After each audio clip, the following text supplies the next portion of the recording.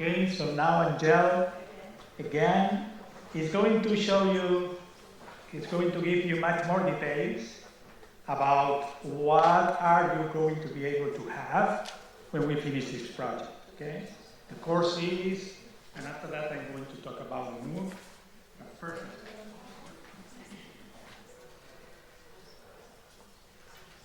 I'm a Mac user, so I'm always struggling with Windows. This is the one.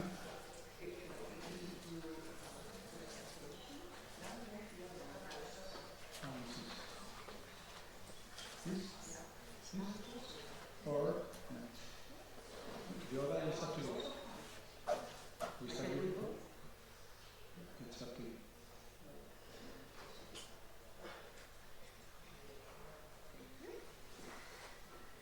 Well, it's always funny how you are colored by your own experience. For you guys, I am a forensic social worker. So that means that I work in the psychiatric and the justice field of social work. So with the story of Jordi, my thoughts immediately were, well, I do have some guys who would really I also do my research in prisons. So I do know some guys who really would be love to see if they can hack some of your technology. It would be a nice challenge for them. And with the story of Joan, I do have some persons in my field there that would be love to push the fat guy over the bridge, you know? So you're always colored by your own perspective. So you see, that's where the bridges can be together. And that's why we wanted to say, why do we want to bring the education together? Well, and we created that courses that we hope that will be given to you all. And it's for higher education institutions.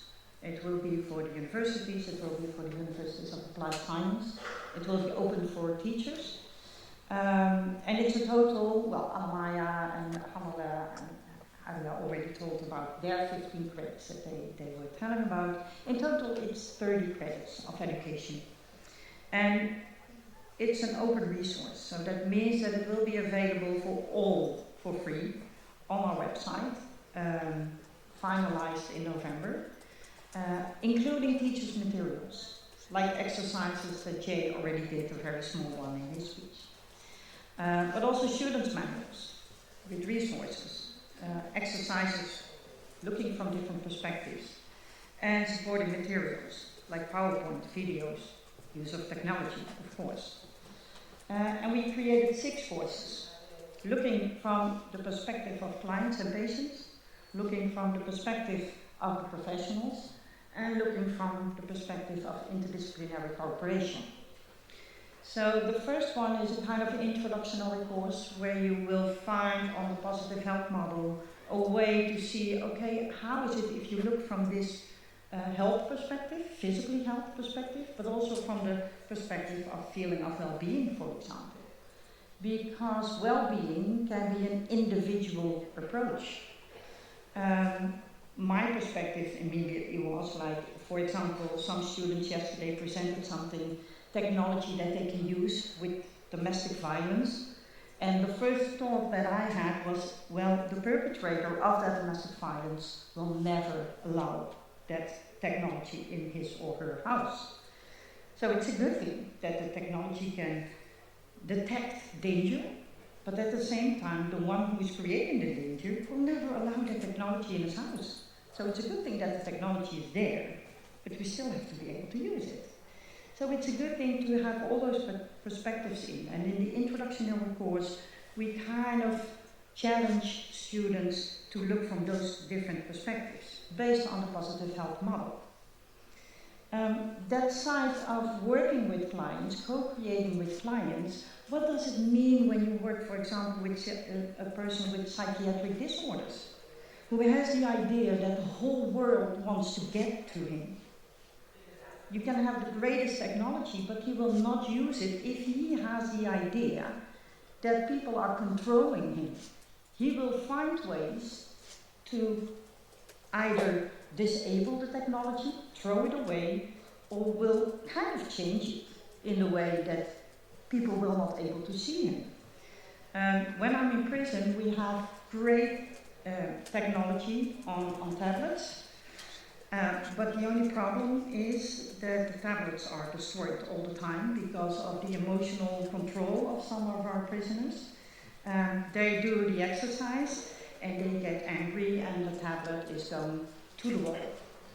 And we all know that tablets are not finding that very fun. So we have the technology, but at the same time we go back to paper, because paper you can tear, but it's easy, it's cheap, you can reproduce it very often, etc. So that challenge, you have to know it to be able to use the technology, what it can do for, you know? So that you have to know your clients, you have to know your patients, you have to know what they are thinking.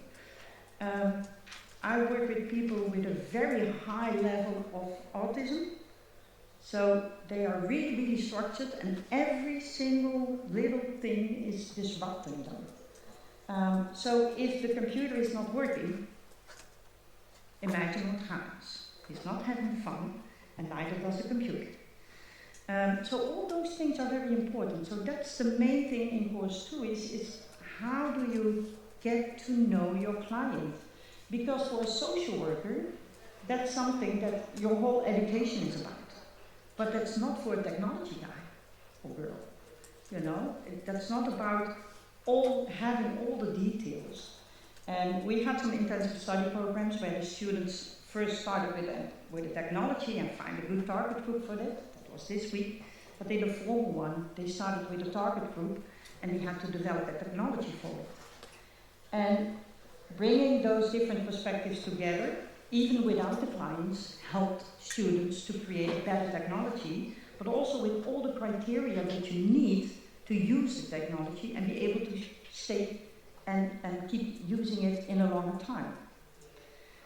So that's a very important one. Well, Jerry already told us, well, you can have the technology, you have humans, but what is okay with it? And what kind of decisions do you make sometimes?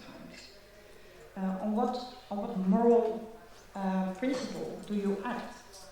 Am I the one who can say, this is best for you? I don't know. I'm not the one who's able to say that. The client or patient is saying that. So it's how do you do it, and how do you do it together? So that's the third course. It's looking from the perspective of that view. So being that future-proof professional also demands that our students are able first to listen to each other, to be able to network with each other, to be open-minded for each other's perspective. And sometimes we think that's an automatic thing, but it isn't, because we all have our own view. So that's also important that we learn how to do that. Co-creation is not an automatic thing. We have noticed in different programs. It takes effort. It takes exercise. So that's what we try to develop in course 4. And the service design, which you lovely ladies talked about, is how do you put it from the beginning to the end to make sure that we get what we really want with all participants. So with these 6 courses, we hope that we challenge students, future students, also future professionals, and to look at all those different perspectives and grow from it and take it into account in their own professional development. So we hope that together this program will be offered in many, many universities. And it will be open for the teachers among us. It will be open and for free, and you can ask us everything about it. So thank you very much.